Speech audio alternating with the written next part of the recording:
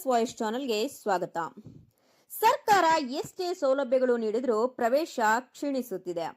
ಗುಣಮಟ್ಟ ಶಿಕ್ಷಣಕ್ಕಾಗಿ ಪೋಷಕರು ಶಾಲೆಗಳತ್ತ ಗಮನಿಸಿ. ಸರ್ಕಾರಿ ಶಾಲೆಗಳಲ್ಲಿ ಗುಣಮಟ್ಟದ ಶಿಕ್ಷಕರಿದ್ದಾರೆ. ಮಧ್ಯಾಹ್ನದ ಬಿಸಿಯೂಟ ಸಿಗುತ್ತಿದೆ. ವಿಪ್ರೋ ಸಂಸ್ಥೆ ಪ್ರತಿದಿನ ಮೊಟ್ಟೆ ನೀಡುತ್ತಿದ್ದಾರೆ. ಸಮವಸ್ತ್ರ ಎಲ್ಲವೂ ನೀಡುತ್ತಿದ್ದರೂ ಸರ್ಕಾರಿ ಶಾಲೆಗಳಲ್ಲಿ ಮಕ್ಕಳ ಸಂಖ್ಯೆ ಕುಸಿಯುತ್ತಿದೆ. ಇದಕ್ಕೆ ಪೋಷಕರ ಮನೋಭಾವನೆಯೇ ಕಾರಣವಾಗಿದೆ. ಕಂಪ್ಯೂಟರ್ ಶಿಕ್ಷಣ ಕಲಿಸಲು ಸರ್ಕಾರದಿಂದಲೇ ಶಿಕ್ಷಕರನ್ನ ಕೊಡಬೇಕಂತೇನಿಲ್ಲ. ಈ ಗ್ರಾಮದಲ್ಲಿರುವ ಸಾಫ್ಟ್ವೇರ್ ಇಂಜಿನಿಯರ್ಗಳೇ ವಾರಕ್ಕೆ 2 ಗಂಟೆ ಕಲಿಸ್ಕೊಟ್ರೆ ಸಾಕು, ಮಕ್ಕಳಿಗೆ ಕಂಪ್ಯೂಟರ್ ಶಿಕ್ಷಣವು ನೀಡದಂತಾಗುತ್ತದೆ ಎಂದು ಭಾರತೀಯ ರೆಡ್ ಕ್ರಾಸ್ ಸಂಸ್ಥೆ ಅಧ್ಯಕ್ಷ ಎಂ ಜೈರಾಮ್ ಕರೆ ನೀಡಿದರು. ಚಿಕ್ಕಬಳ್ಳಾಪುರ ತಾಲೂಕು ಕೊಂಡೇನಹಳ್ಳಿ ಸರ್ಕಾರಿ ಮಾಧ್ಯಮಿಕ ಶಾಲೆಯಲ್ಲಿ ಕೊಂಡೇನಹಳ್ಳಿ ಮತ್ತು ತಾಳಹಳ್ಳಿ ಸರ್ಕಾರಿ ಶಾಲೆಗಳಿಗೆ ಸಮಾನ ಮನಸ್ಕರ ಪ್ರಕೃತಿ ಸಂರಕ್ಷಣಾ ವೇದಿಕೆಯಿಂದ ಉಚಿತ ಕಂಪ್ಯೂಟರ್ ಯಂತ್ರಗಳ ವಿತರಣಾ ಸಮಾರಂಭ ಹಾಗೂ ನೋಟ್ ಪುಸ್ತಕ ವಿತರಣಾ ಸಮಾರಂಭ ಹಮ್ಮಿಕೊಳ್ಳಲಾಗಿತ್ತು. ಕಾರ್ಯಕ್ರಮ ಉದ್ಘಾಟಿಸಿ ಮಾತನಾಡಿದ ಭಾರತೀಯ ರೆಡ್ ಕ್ರಾಸ್ ಶಾಖೆಯ ಅಧ್ಯಕ್ಷ ಎಂ ಜೈರಾಮ್, ಇದೇ ಸರ್ಕಾರಿ ಶಾಲೆಯಲ್ಲಿ ನಾನು ಓದಿದ್ದು ಕೊಂಡೇನಹಳ್ಳಿ ಗ್ರಾಮದಲ್ಲಿ. ಈಗ 15ಕ್ಕೂ ಹೆಚ್ಚು ಜನ ಸಾಫ್ಟ್ವೇರ್ ಇಂಜಿನಿಯರ್ಗಳಿದ್ದಾರೆ. ಹೊರದೇಶದಲ್ಲಿಯೂ ಉದ್ಯೋಗ ಹುಡುಕಿಕೊಂಡಿದ್ದಾರೆ. ಆದರೆ ನಮ್ಮೂರ ಸರ್ಕಾರಿ ಶಾಲೆಯಲ್ಲಿ ಮಕ್ಕಳ ದಾಖಲಾತಿ ಕಡಿಮೆ ಆಗುತ್ತಿರುವುದು ಖೇದದ ಸಂಗತಿ.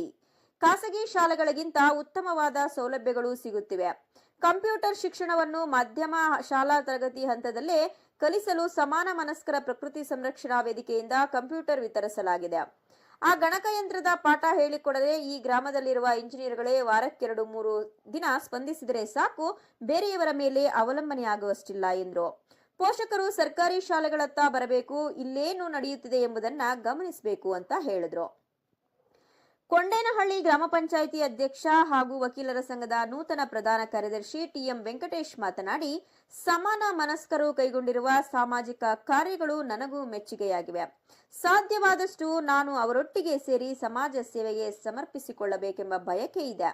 ನಾನು ಓದಿದ ಕೊಂಡೇನಹಳ್ಳಿ ಸರ್ಕಾರಿ ಶಾಲೆಗೆ ಅವರು ನೀಡುತ್ತಿರುವ ಕಂಪ್ಯೂಟರ್ಗಳಿಂದ ತರಬೇತಿ ನೀಡಲು ಪಂಚಾಯಿತಿಯಿಂದ ಏನು ಬೇಕೋ ಆ ಎಲ್ಲಾ ಸಹಕಾರ ನೀಡುತ್ತೇನೆ.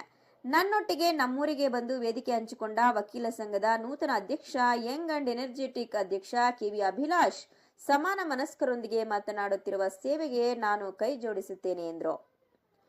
ಕಾರ್ಯಕ್ರಮದಲ್ಲಿ ವಕೀಲರ ಸಂಘದ ನೂತನ ಅಧ್ಯಕ್ಷ ಕೆವಿ ಅಭಿಲಾಷ್, ರೆಡ್ ಕ್ರಾಸ್ ಶಾಖೆಯ ಅಧ್ಯಕ್ಷ ಎಂ ಜೈರಾಮ್ ಮತ್ತು ವಕೀಲರ ಸಂಘದ ನೂತನ ಕಾರ್ಯದರ್ಶಿ ಮೊದಲ ಬಾರಿಗೆ ವೇದಿಕೆ ಹಂಚಿಕೊಂಡ ಸಲುವಾಗಿ ಶಾಲಾ ಸಿಬ್ಬಂದಿ ಅವರಿಗೆ ಶಾಲು ಹೊದಿಸಿ ಸನ್ಮಾನಿಸಿದರು. ವೇದಿಕೆಯಲ್ಲಿ ಸಮಾನ ಮನಸ್ಕರ ಸಂರಕ್ಷಣಾ ವೇದಿಕೆಯ ಸದಸ್ಯ ಕೆಎಸ್ ನಾರಾಯಣಸ್ವಾಮಿ, ಗ್ರಾಮದ ಹಿರಿಯರು ಮಂಜುನಾಥ್, ಕೆಇಬಿ ಬೋರ್ಡ್ ಸಲಹೆಗಾರ ಮಂಜುನಾಥ್, ಶಾಲಾ ಮುಖ್ಯೋಪಾಧ್ಯಾಯ ಮೈಲಾರಪ್ಪ, ತಾಳಹಳ್ಳಿ ಶಾಲೆಯ ಮುಖ್ಯೋಪಾಧ್ಯಾಯ ಮೋಹನ್, ಶಾಲಾ ಸಿಬ್ಬಂದಿ ಹಾಜರಿದ್ದರು. ಸುಂದರ ಕ್ಷಣಗಳು.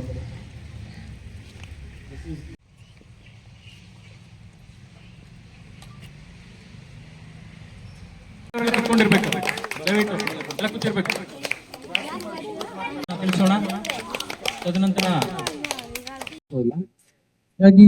ಅಥವಾ ಏನ್ ಬರೀ ಇಂಜಿನಿಯರ್ ಸಾಫ್ಟ್ವೇರ್ ಕಲ್ತಿರೋಂಥವ್ರು ಇಂಜಿನಿಯರೇ ಹೇಳ್ಬೇಕಂತಿಲ್ಲ. ಉತ್ಸಾಹಿ ರೈತರು ಮಂಜು ಸೀರೆ ಎಲ್ಲ ಬೆಳೆಯೋದ್ರಲ್ಲಿ ತುಂಬಾ ಇದೆ. ನನಗೆ ಒಂದ್ಸಾರಿ ಹೇಳಿದ್ರು, ನಮ್ಮ ಸ್ಕೂಲ್ ತುಂಬಾ ಸ್ಟ್ರೆಂತ್ ಕಮ್ಮಿ ಆಗ್ತಿದೆ ಅಂತ ಎಲ್ಲ ಅವ್ರು ಹೇಳಿದ್ರು. ಯಾಕೆ ಕಡಿಮೆ ಆಗ್ತಿದೆ? ಸರ್ಕಾರಿ ಶಾಲೆಗಳಲ್ಲಿ ಸೌಲಭ್ಯ ಕಮ್ಮಿ ಇದೆ ಅಂತ ಹೇಳ್ಬಿಟ್ಟು ಪೋಷಕರು ನಮ್ಮ ಮಗು ಇಂಗ್ಲಿಷ್ ಕಲೀಲಿ ಅಥವಾ ನಮ್ಮ ಮಗು ಕಂಪ್ಯೂಟರ್ ಶಿಕ್ಷಣ ಕಲೀಲಿ, ನಮ್ಮ ಮಗು ಒಳ್ಳೆಯ ಶಿಕ್ಷಣ ಪಡಿಬೇಕು ಅಂತ ಹೇಳಿ ತಂದೆ ತಾಯಿಗಳು ಕಷ್ಟನೋ ಸುಖನೋ ಅಲ್ಲಿಗೆ ಕಳಿಸ್ಕೊಡಂತ ಕೆಲಸ ಮಾಡ್ತಾರೆ. ಆ ಸೌಲಭ್ಯಗಳು ಇಲ್ಲಿ ಶಿಕ್ಷಿದಾಗ ಖಂಡಿತ ಇಲ್ಲಿ ಇದಾಗ್ತಾರೆ. ಈ ಗ್ರಾಮ ತುಂಬಾ ಚೆನ್ನಾಗಿ ಬೆಳೆದಿದೆ. ಈ ಗ್ರಾಮದಲ್ಲಿ ಇರ್ತಕ್ಕಂಥವ್ರು ಕೂಡ ಒಂದು ಒಳ್ಳೆ ಮನಸ್ಸನ್ನ ಮಾಡಿದ್ದಾರೆ. ಅಗತ್ಯ ಇರ್ತಕ್ಕಂಥ ಇಲ್ಲಿಗೆ ಸವಲತ್ತುಗಳನ್ನ ಸರ್ಕಾರದ ಜೊತೆಗೆ ಕಲ್ಪಿಸಿಕೊಟ್ರೆ ಈ ಒಂದು ಶಾಲೆನ ಚಿಕ್ಕಬಳ್ಳಾಪುರ ವಿಧಾನಸಭಾ ಕ್ಷೇತ್ರದಲ್ಲಿ ಒಂದು ಮಾದರಿ ಶಾಲೆಯಾಗಿ ಮಾಡ್ಬೋದು, ರೂಪಿಸ್ಬೋದು. ಅದಕ್ಕೆ ಅಗತ್ಯ ಇರ್ತಕ್ಕಂಥ ಪುಸ್ತಕಗಳು ಇನ್ನೊಂದು ಏನಿದೆ, ನಮ್ಮ ಸಂಸ್ಥೆ ನಮ್ಮ ಈ ನ್ಯೂಸ್ ಕೂಡ ಕಡೆಯಿಂದಲೂ ಕೂಡ ನಾವು ಕೂಡ ಕೊಡಿಸ್ಕೊಡಂತ ಕೆಲಸ ಮಾಡ್ತೀವಿ. ಮಕ್ಕಳಿಗೆ 12 ವರ್ಷದಿಂದ ನಾವು ಕೂಡ ಪುಸ್ತಕ ಮಾಡ್ತೀವಿ. ಜೊತೆಗೆ ಎಲ್ರೂ ಕೂಡ ಕೈ ಜೋಡಿಸಿದ್ದಾರೆ. 4-6 ಜನ ಕೈ ಜೋಡಿಸಿದ್ರೆ ಈ ಶಾಲೆನ ತುಂಬಾ ಚೆನ್ನಾಗಿ ಮಾಡ್ಬೋದು. ಪ್ರಯೋಗಾಲಯ, ಕಟ್ಟಡ ಇದನ್ನೆಲ್ಲ ಕೂಡ ಮಾಡ್ಬೋದು. ಹೆಚ್ಚು ಜೊತೆಗೆ ಪೋಷಕರು ಇಲ್ಲಿ ಬರುವಂತ ಆಗ್ಬೇಕು. ಪೋಷಕರು ಅವ್ರ ಮಕ್ಕಳನ್ನ ಇಲ್ಲಿ ಸೇರಿಸುವಂತ ಪೋಷಕರು ಬಂದು ನೋಡ್ಬೇಕು, ನಮ್ಮ ಶಾಲೆ ಚೆನ್ನಾಗಿದೆ, ನಮ್ಮ ಮಗನ ಸೇರ್ಸಿದ್ರೆ ತುಂಬಾ ಚೆನ್ನಾಗಿದೆ. ಸರ್ ಅವಾಗ್ಲೇ ಹೇಳ್ತಾ ಇದ್ದಾರೆ, ಪಕ್ಕದಲ್ಲಿಂದ ಮಕ್ಕಳನ್ನ ನಾವೇ 4-5 ಜನ ಮಕ್ಕಳನ್ನ ಇಲ್ಲಿ ಕರ್ಕೊಂಡ್ ಬರ್ತೀವಿ ನೆನಪಿರ್ಲಿ ಅಂತೇಳಿ. ಎಷ್ಟು ಅವರ ಒಂದು ದೊಡ್ಡ ಗುಣ ಇದೆ, ಆ ಮಕ್ಕಳನ್ನ ಕರ್ಕೊಂಡ್ಬಂದು ನಮ್ಮ ಶಾಲೆನ ಪಾಠ ಹೇಳ್ಕೊಡೋಣ ಅಂತ. ಸೊ ಇದಕ್ಕೆ ಸರ್ಕಾರದ ಜೊತೆಗೆ ಊರಿನಲ್ಲಿರ್ತಕ್ಕಂಥವ್ರೆಲ್ಲರೂ ಕೂಡ ಸ್ಪಂದಿಸಿ ಒಂದು ಒಳ್ಳೆ ಮನಸ್ಸನ್ನ ಮಾಡಿದ್ರೆ ಈ ಶಾಲೆಯನ್ನ ತುಂಬಾ ಸ್ಟ್ರೆಂತ್ ಮಾಡ್ಬೋದು. 8 ಹಳ್ಳಿಗಳಿಗೆ ಇದು ಗ್ರಾಮ ಪಂಚಾಯತಿ ಕೇಂದ್ರ ಆಗಿರೋದ್ರಿಂದ ಇದನ್ನ ತುಂಬಾ ಚೆನ್ನಾಗಿ ಮಾಡಿದ್ರೆ ಒಂದು ಮಾದರಿ ಶಾಲೆ ಆದ್ರೆ ಬಹಳಷ್ಟು ಜನ ಮಕ್ಕಳು ಬರ್ತಾರೆ. ಮಕ್ಕಳು ಇದ್ರೆ ಟೀಚರ್ಗೆ ಪಾಠ ಹೇಳ್ಕೊಡಕ್ಕೆ ಇಂಟ್ರೆಸ್ಟ್ ಇರುತ್ತೆ ತುಂಬಾ. ಯಾಕಂದ್ರೆ ಅವ್ರು ಕಲ್ತು ಬಂದಿರುವಂತ ವಿದ್ಯೆನ ಮಕ್ಕಳಿಗೆ ದಾರಿ ಎರಿಬೇಕಂತಾನೆ ಇಷ್ಟಪಡ್ತಾರೆ. ಮಕ್ಕಳು ಉತ್ಸಾಹದಿಂದ ಭಾಗವಹಿಸಿದಾಗ ಅವ್ರಿಗೆ ಇನ್ನಷ್ಟು ಖುಷಿ ಇರುತ್ತೆ. ಸೊ ಈ ಹಿನ್ನೆಲೆಯಲ್ಲಿ ಈ ಊರಿನ ಸುತ್ತಮುತ್ತಲ ಗ್ರಾಮಸ್ಥರು ಕೂಡ ಇಷ್ಟೊಂದು ಖಾಸಗಿ ಶಿಕ್ಷಣ ಸಂಸ್ಥೆಗಳ ಹಾವಳಿ ಇದೆ. ಈ ಊರಿಗೆ 13 ಬಸ್ ಬರುತ್ತೆ ಅಂತ ಹೇಳ್ತಾರೆ. ಕೊಂಡೇನಹಳ್ಳಿಗೆ ಮುಂಚೆ 1 ಬಸ್ ಬಂದ್ರೆ ಹೆಚ್ಚು 1-2 ಬಸ್ ಬಂದ್ರೆ ಸರ್ಕಾರಿ ಬಸ್. ಖಾಸಗಿ ಸಂಸ್ಥೆಗಳು ಹಣ ಮಾಡೋ ಉದ್ದೇಶದಿಂದಲೇ ಹುಟ್ಟಿಕೊಂಡಿದೆ, ಹಣಕ್ಕಾಗಿ ನಡೀತಿದೆ. ಸರ್ಕಾರ ಒಂದು ಸದುದ್ದೇಶದಿಂದ ಸ್ಥಾಪನೆ ಮಾಡಿ. ಆದ್ರೆ ಸರ್ಕಾರಿ ಶಾಲೆಗಳ ಏನು ದಾಖಲಾತಿ ಪ್ರಮಾಣ ಎಷ್ಟೆಲ್ಲ ಕೊಟ್ಟರು ಕೂಡ ಕುಂಠಿತ ಆಗ್ತಾ ಇದೆ. ಇಬ್ರು ಇಂದ ಪ್ರತಿ ಮಕ್ಕಳಿಗೂ ಮೊಟ್ಟೆ ಕೊಡಿ ಅಂತ 1,500 ಕೋಟಿ ರೂಪಾಯಿನ ಸರ್ಕಾರಿ ಶಾಲೆ ಮಕ್ಕಳ ಪೌಷ್ಟಿಕತೆನ ಹೆಚ್ಚು ಮಾಡ್ಬೇಕು, ಅವರು ದೈಹಿಕವಾಗಿ ಚೆನ್ನಾಗಿರ್ಬೇಕು, ಪೌಷ್ಟಿಕವಾಗಿ ಇರ್ಬೇಕು, ಮಧ್ಯಾಹ್ನದ ಊಟ ಇದೆಲ್ಲ ಕೊಟ್ಟಿದ್ದಾರೆ. ಜೊತೆಗೆ ನಿಮ್ಗೆ ಒಳ್ಳೆ ಶಿಕ್ಷಕತೆ ಕೊಟ್ಟಿದ್ದಾರೆ. ತುಂಬಾ ಚೆನ್ನಾಗಿರೋ ಕ್ಲಾಸ್ ಇದ್ರೋ ಬಿಲ್ಡಿಂಗ್ ಇದ್ರೆ ಕಾಲೇಜ್ ಮರದಡಿ ಕೂತ್ಕೊಂಡೆ. ಇಂದಿನ ಗುರುಕುಲ ಪದ್ಧತಿ ಇದ್ದಿದ್ದು ಹಳೆ ಕಟ್ಟಡ, ಮರದ ಕೆಳಗಡೆ ಕೂತ್ಕೊಂಡೆ ಪಾಠ ಕೇಳ್ತಾರೆ. ಅಲ್ಲಿ ಕಲಿತಕ್ಕಂತ ಮನಸ್ಸಿರ್ಬೇಕು, ಕಲಿಸ್ತಕ್ಕಂತ ಗುರುಗಳ ಸದುದ್ದೇಶ ಇದೆ ಅಷ್ಟೇ, ಅವೆರಡೇನೆ. ಹೀಗಾಗಿ ಹೆಚ್ಚು ಖಾಸಗಿ ಶಾಲೆಗಳಿಗೆ ಆಕರ್ಷಣೆ ಆಗಿದೆ. ಇಂತಹ ಶಾಲೆಗಳಲ್ಲಿ ಕಲಿತರೆ ಬಹಳ ಒಳ್ಳೇದು. ಆ ಒಂದು ಹಿನ್ನೆಲೆಯಲ್ಲಿ ನಿಜವಾಗ್ಲೂ ಅತ್ಯಂತ ಪ್ರಶಂಸನೀಯವಾದಂತಹ ಒಂದು ಕೆಲಸವನ್ನ ಸಮಾನ ಮನಸ್ಕರ ಪ್ರಕೃತಿ ಸಂರಕ್ಷಣಾ ವೇದಿಕೆ ನಿರಂತರವಾಗಿ ಮಾಡ್ತಾ ಸುಮಾರು ಇದುವರೆಗೂ 250 ಕಂಪ್ಯೂಟರ್ಗಳನ್ನ ಕೊಟ್ಟಿದೆ, ಸಾವಿರಾರು ಮರಗಳನ್ನ ಘೋಷಣೆ ಮಾಡಿದ್ದಾರೆ, ಅನೇಕ ಶಾಲೆಗಳಿಗೆ ಪುಸ್ತಕಗಳನ್ನ ಕೆಲಸವನ್ನೆಲ್ಲ ಮಾಡಿದ್ದಾರೆ. ನನಗೆ ಈಗ 40 ಜನ ಮಕ್ಕಳಷ್ಟೇ ಇದ್ದಾರೆ. ಆಗ್ಲೆಲ್ಲ ಇಂಟ್ರೆಸ್ಟ್ ಹೇಳ್ತಾ ಇದ್ದಾರೆ.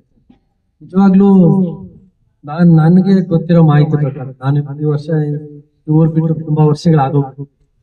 ಈ ಊರಲ್ಲಿ 18 ಜನ ಇಂಜಿನಿಯರ್ಸ್ ಇದ್ದಾರೆ, ಸಾಫ್ಟ್ವೇರ್ ಇಂಜಿನಿಯರ್ಸ್. ಇನ್ನೂ ಜಾಸ್ತಿ ಇದ್ದಾರೆ. ಕೊಂಡೇನಹಳ್ಳಿ ಅಲ್ಲಿ ಡಾಕ್ಟರ್ಸ್ ಇದ್ದಾರೆ, ಸಾಫ್ಟ್ವೇರ್ ಇಂಜಿನಿಯರ್ಸ್ ಇದ್ದಾರೆ. ಬಹಳಷ್ಟು ಜನ ಇಲ್ಲಿ ಕಲ್ತ್ಕೋದಂತವ್ರೆ. ಸುರೇಶ್ ಕೂಡ ಇಲ್ಲಿ ಕಲ್ತೆ ಸ್ವಿಂಡನ್ ನಲ್ಲಿ ಕೌನ್ಸಿಲರ್ ಆಗಿದ್ದಾರೆ, ಕಾರ್ಪೊರೇಟ್. ಅಲ್ಲೇ ಹಸಿರು ಕಾರ್ಡ್ನ ಕೂಡ ಒಂದು.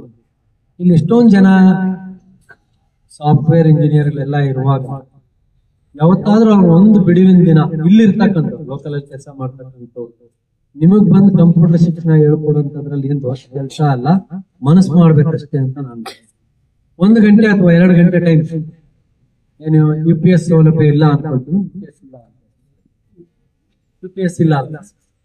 UPS ಸೌಲಭ್ಯ ಒಂದು ಮಾಡಿದ್ರೆ 2 ಸಿಸ್ಟಮ್ ಕೂಡ ರನ್ ಆಗುತ್ತೆ.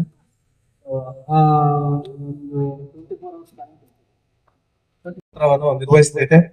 ಈ ಒಂದು ಕಂಪ್ಯೂಟರ್ ಜ್ಞಾನಕ್ಕೆ ಈ ಹಳ್ಳಿಗಾಡಿನಲ್ಲಿರ್ತಕ್ಕಂಥ ಎಲ್ಲರೂ ಈ ಸರ್ಕಾರಿ ಶಾಲೆಗಳಂತಂದ್ರೆ ಎಲ್ಲ ದುಡ್ಡಿರುವಂತವ್ರೆಲ್ಲಾನು ಪ್ರೈವೇಟ್ ಸೆಕ್ಟರ್ಗಳಲ್ಲಿ, ಪ್ರೈವೇಟ್ ಸ್ಕೂಲ್ಗಳಲ್ಲಿ ಓದ್ತಕ್ಕಂಥದ್ದು. ಆದ್ರೆ ನಮ್ಮ ಸರ್ಕಾರಿ ಶಾಲೆಗಳಲ್ಲಿ ಏನು ಅಲ್ಲಿ ಮೂಲಭೂತವಾದಂತಹ ಸೌಕರ್ಯಗಳು ದೊರೆಯದೆ, ಏನು ಮೂಲಭೂತ ಸೌಕರ್ಯಗಳು ಸಿಕ್ಕಲ್ಲ.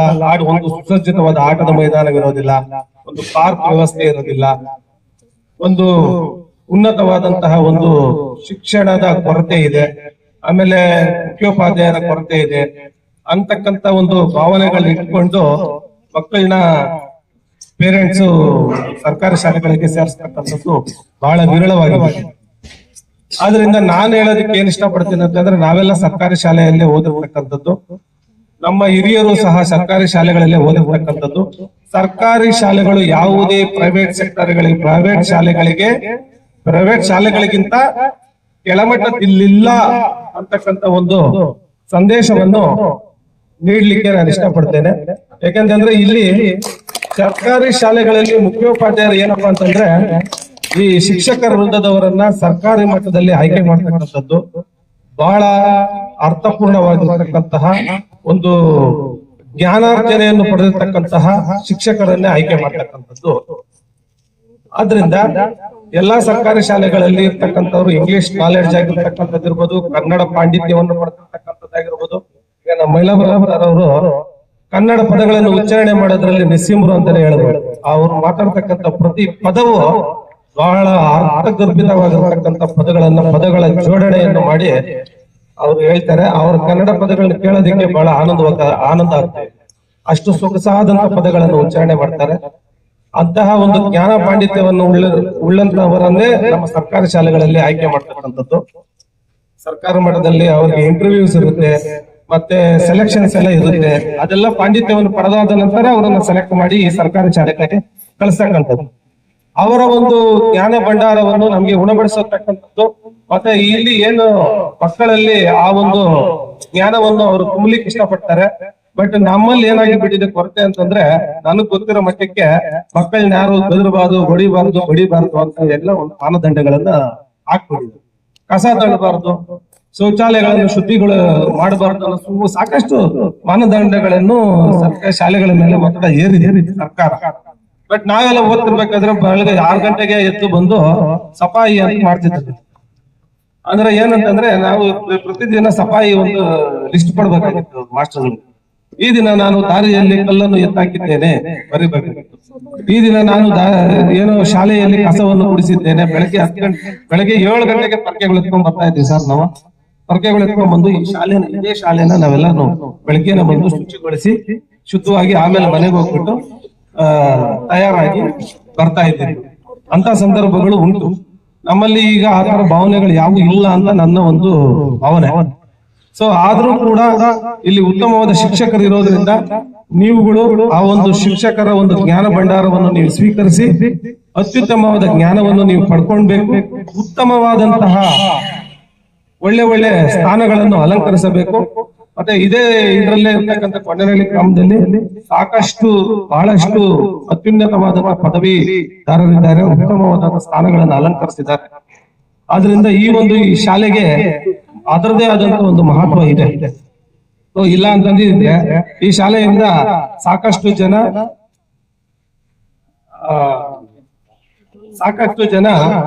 ಇಂಜಿನಿಯರ್ಸ್ ಇದ್ದಾರೆ, ಡಾಕ್ಟರ್ಸ್ ಇದ್ದಾರೆ, ಮಹಾನ್ ಮೇಧಾವಿಗಳು ಈ ಒಂದು ಶಾಲೆಯಿಂದ ವಿದ್ಯಾಭ್ಯಾಸವನ್ನು ಪಡ್ಕೊಂಡು ಅಭಿವೃದ್ಧಿಯಾಗಿರ್ತಕ್ಕಂಥದ್ದು ಬಹಳ ವಿಶೇಷವಾದ. ಆದ್ರಿಂದ ಈ ಒಂದು ಸಮಾನ ಮನಸ್ಕರ